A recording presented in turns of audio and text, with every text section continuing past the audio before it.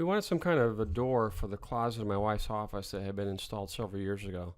So we settled on a novel solution using curtain panels from IKEA.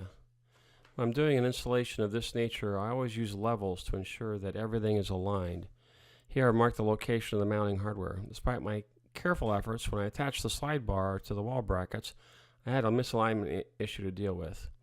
I used a Dremel blade to cut off the end of the slide bar. The finished result turned out quite well. We also decided to get a Tuff shed in December. To make room for it in the back corner of our yard, we took out the lemon tree to the left of the charcoal grill. While it is within my skill set to build such a shed, if I had done it, it would have taken me 4 months. This guy put it up in 1 day. It was nice to write a check to save a significant amount of time for this. The Tuff shed was a little under $4,000 for a 10 by 14 foot size. With this shed, we were able to get rid of a mini storage unit that was costing us $200 a month.